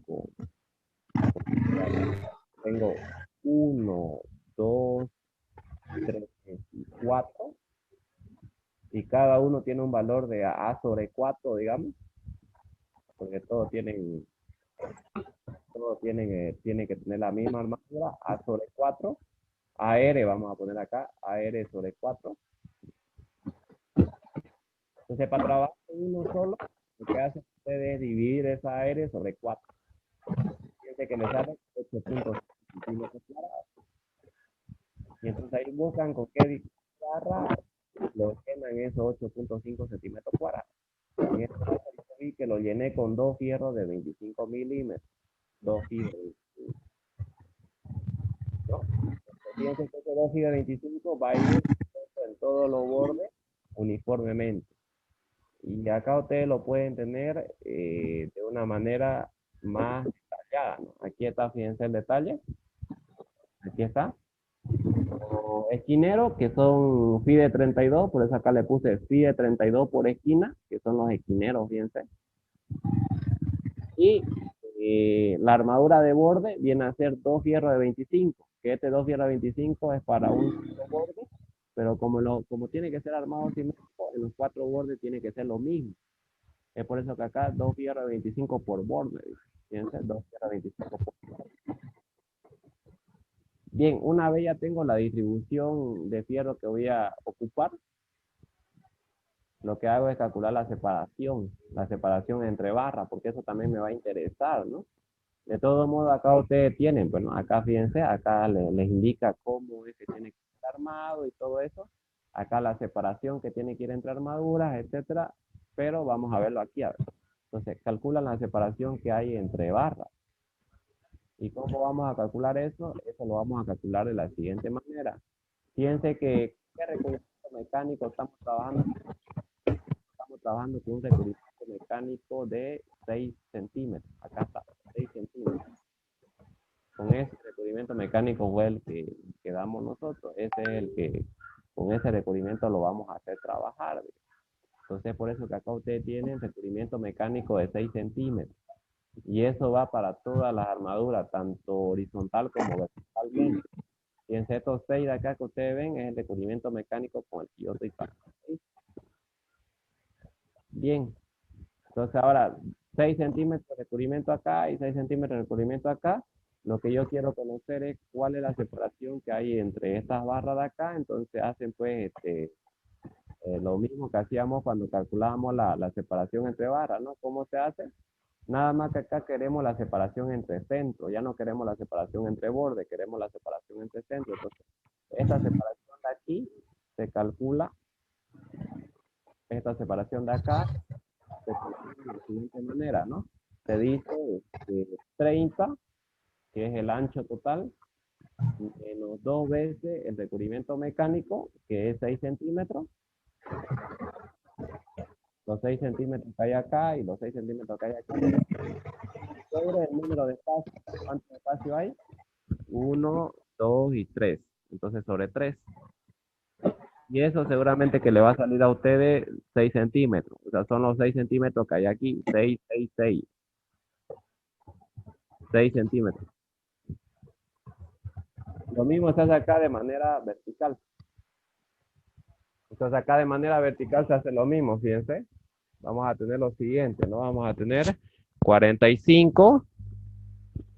Vamos a tener 45 menos 2 veces por 6 sobre ¿cuánto? ¿Cuánto sería? Sobre 3, ¿no? 3. Entonces, ¿cuánto sale? Esto sale 11.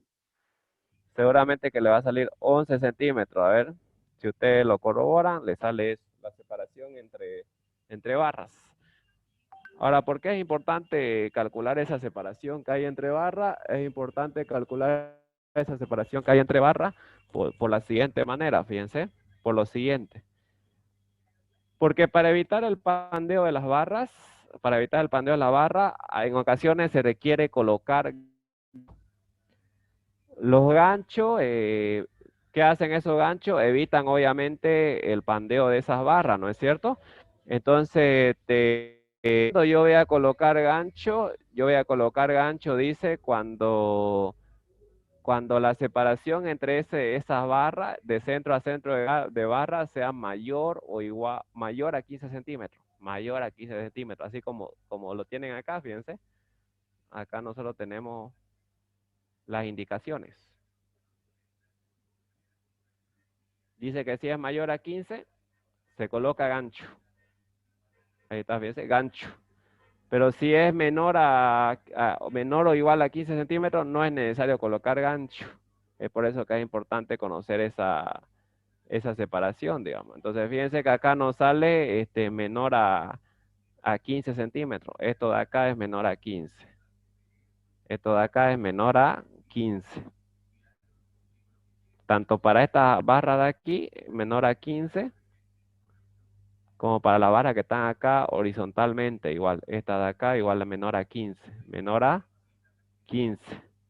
Entonces no es necesario colocar gancho, pero si fuera mayor a 15, sí se le coloca un gancho, digamos, si es que la separación fuera de esta manera, así un gancho, para arriostrar esa barra, porque cuando la separación es muy amplia, o sea, mayor a 15, ya hay peligro de que esas barras longitudinales se expanden, ¿no? Es por eso.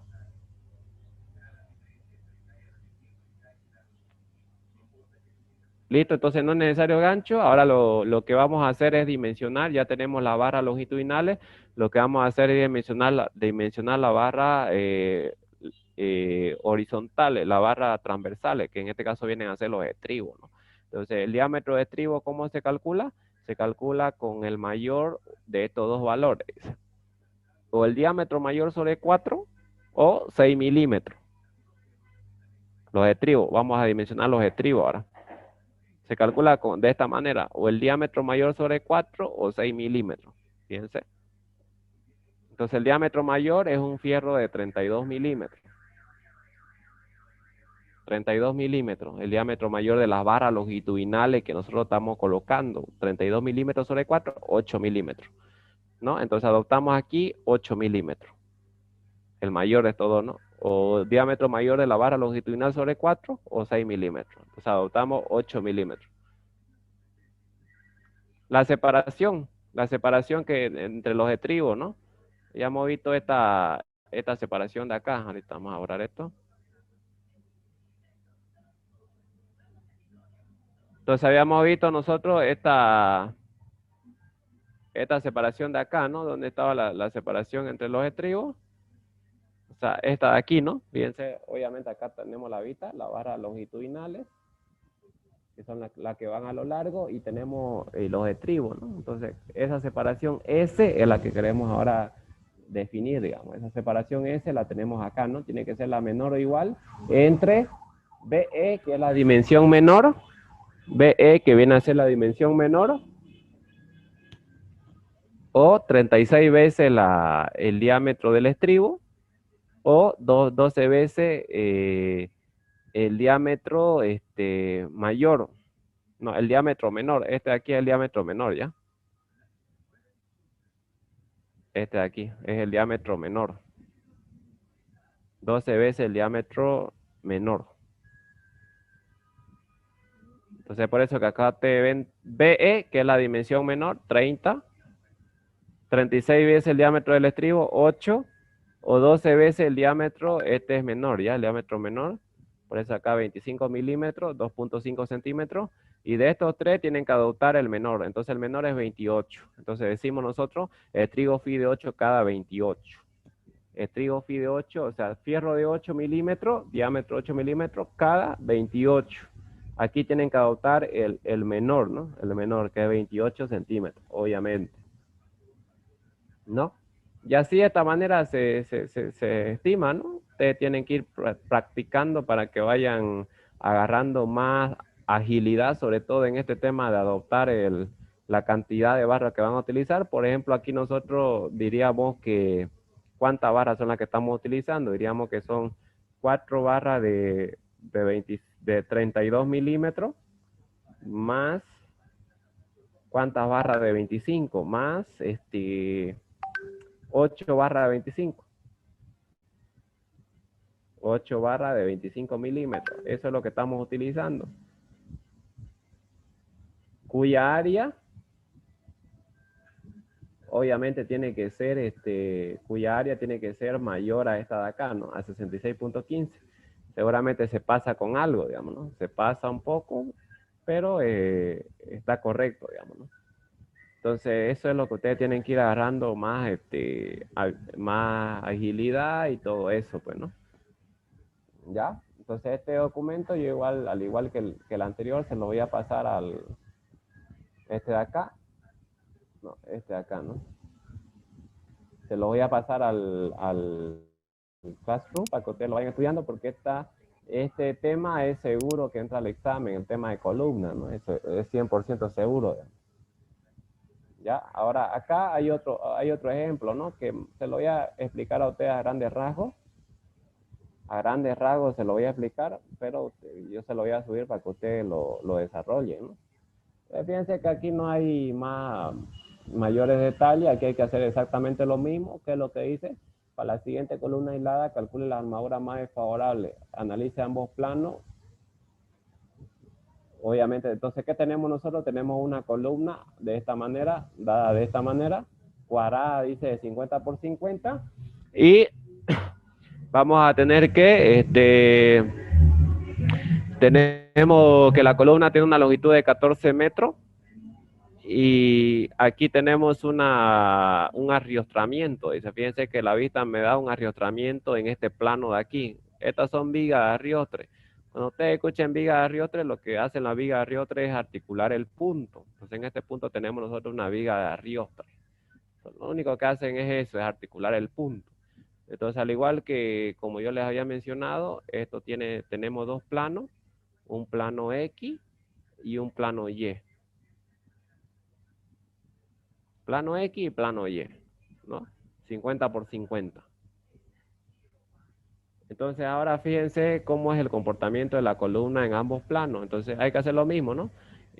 Acá nos da directamente la carga P última, 190 toneladas, y fíjense algo muy importante acá. Acá no nos da momento, digamos, no hay momento de extremo, solamente nos da carga de compresión nomás. PU 190 y PGU 130, carga muerta mayorada.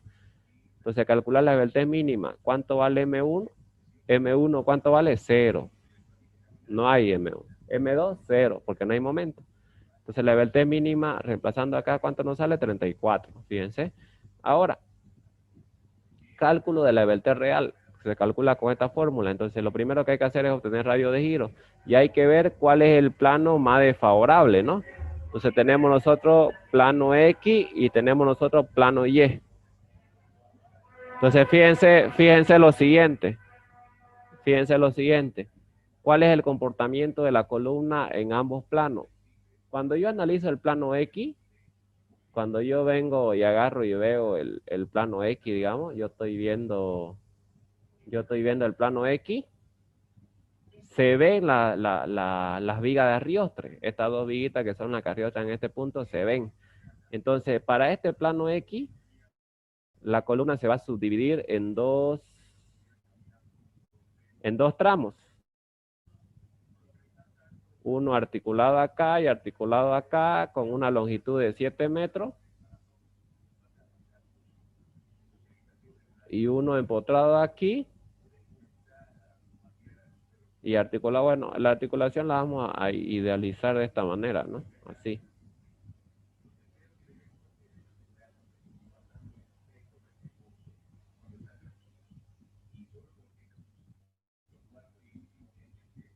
Ahí.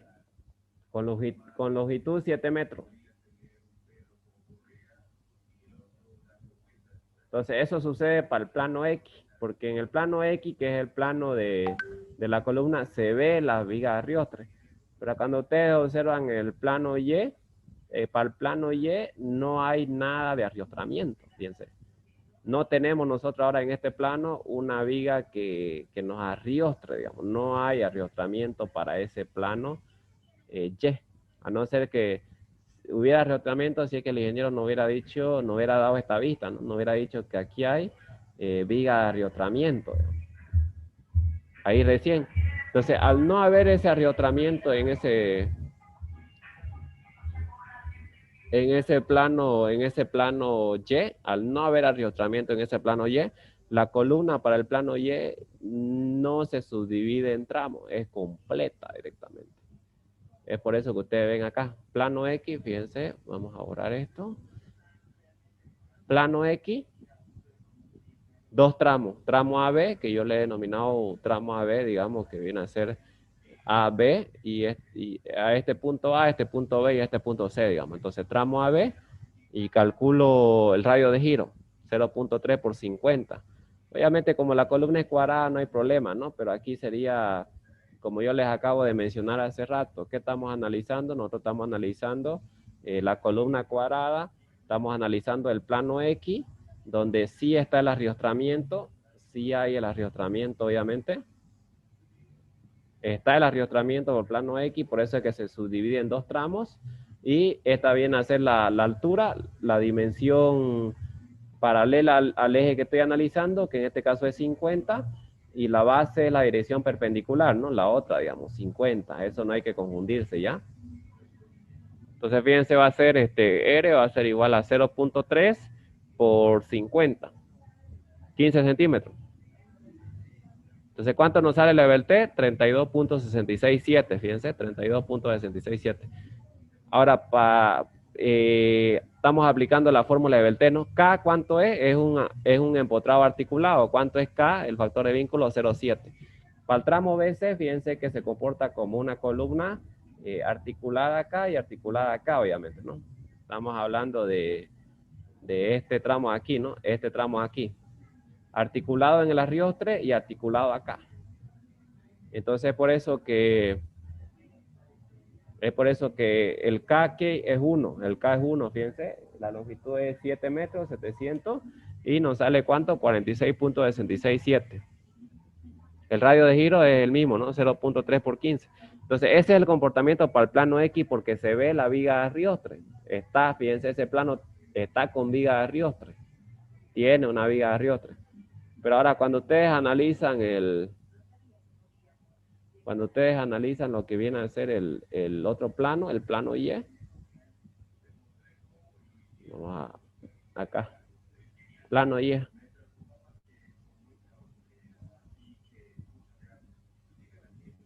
Tenemos la columna y aquí está la viga de arriostre y ahora yo estoy analizando el plano Y. O sea, el otro plano. Fíjense que el plano Y está sin viga de arriostre, no hay este arriostramiento que tenía el plano X. Entonces aquí, ¿cuánto viene a ser la altura? La altura acá viene a ser 50 y acá la base viene a ser 50. Entonces fíjense, H50 y base 50, ¿no? Entonces ahora, para este plano Y no hay viga de arriostre, no hay viga de arriostre. Por consiguiente, la columna se comporta de manera completa de 14 metros y calculamos la Belté entonces. Entonces fíjense, la H es 50, 0.3 por 50 y la Belté real va a ser igual a ¿cuánto? Aquí la columna es empotrada acá abajo y articulada allá arriba, ¿no? Entonces nos sale 65.33. Entonces el level T real 65.33. Plano más desfavorable, plano Y, obviamente. ¿Cuál es el plano más desfavorable? Aquel que te salió a vos más Ebeltés. Ese es el plano más desfavorable, que te salió más Ebeltés. Porque mientras más esbelta, más peligro de pandeo, ¿no? Más inestabilidad. Entonces el plano más desfavorable es el plano Y. H50 y base 50, ¿no? Listo, ¿no? Así de esa manera se realiza. Y lo demás que tienen que hacer es lo mismo que ya hicimos hace rato, digamos. No hay misterio, es mecánico. Es lo mismo. ¿Dónde tienen que tener cuidado nomás? Aquí al principio. Cuando están viendo el plano más desfavorable y todo eso, ¿no? Es al principio nomás que hay que tener cuidado. Sobre todo en el cálculo de la Ebelté real, digamos. Después lo otro ya es mecánico, ya es lo mismo que hicimos hace ratito, ¿no? Calcular el coeficiente de amplificación, ver si es columna larga, si es columna corta, etc. así de esa manera. Ya de todo modo este ejercicio yo se lo voy a subir al Classroom para que ustedes lo practiquen, tanto este como el otro. Y entonces ahí vamos a quedar por hoy día ya. Ahí vamos a quedar por hoy día y bueno, el práctico, primeramente alguna pregunta que tengan con respecto a esto que acabo de explicar hace rato. Si tienen alguna duda es ahora, ¿no? Si tienen alguna pregunta con respecto a esto, ¿no? Que acabo de explicar. Ya, entonces si no hay preguntas, les decía que el práctico número 2 me lo presentan el lunes, práctico número 2 para el lunes y voy a ver cuál es el práctico número 3. La verdad que no lo he visto, pero me imagino que es sobre esto, sobre columna. Y entonces la siguiente clase vamos a seguir avanzando esto de columna y la subsiguiente ya entraríamos a lo que es detalle longitudinal y corte, ¿no? Y ahí acabaríamos, digamos. Y ya estaríamos pensando en un examen práctico que más o menos va a simular a lo que van a tomar ustedes con el INGE, ¿no?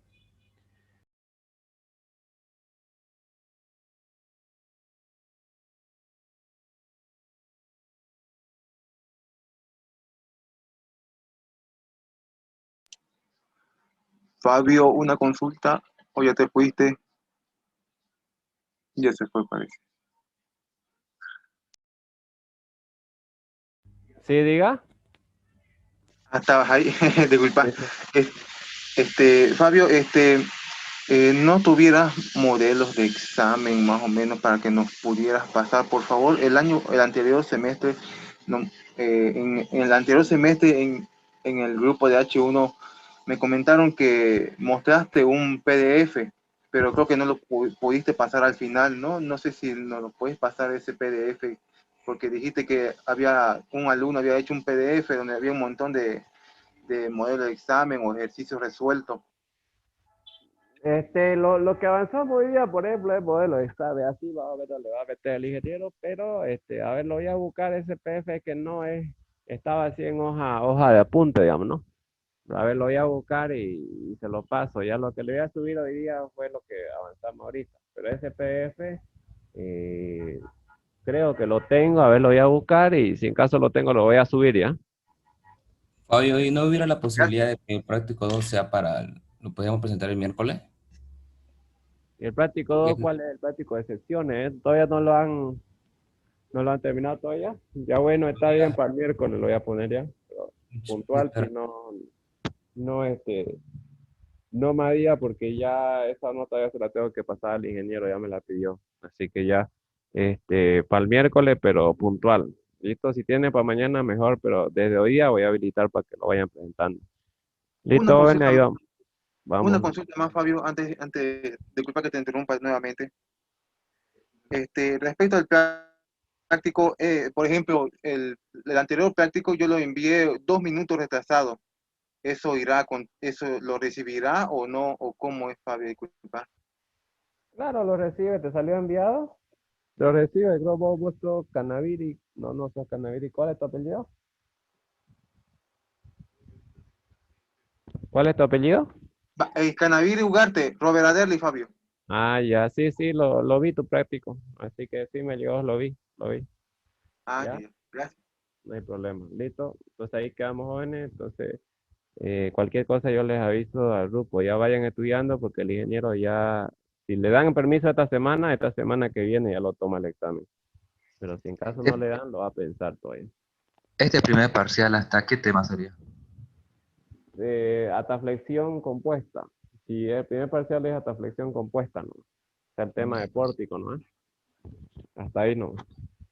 ¿Ya? Eh, Otra consulta sobre el práctico 3 es sobre vigas T. Y hay dos ejercicios que tengo unas dudas por resolverlo. Sería, por favor, que lo mires y que lo podamos ver en la próxima clase. Ya.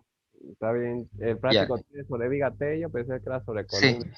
es vigas T eso. Recién subió el 4 que es de columna. Ya, ya. Está bien. Vamos a mirar la Listo, próxima parte. ¿Ya? ya. Muchas gracias. Listo. Ustedes tienen que ir practicando los prácticos, pues, ¿no? Y si tienen dudas, me consultan aquí en la ayudantía. Vamos a ver la próxima clase el 3. Entonces, la duda que tengan, yo lo voy a poner y ustedes me preguntan la duda que tengan. Ya, entonces ahí quedamos jóvenes, ya vayan platicando ustedes.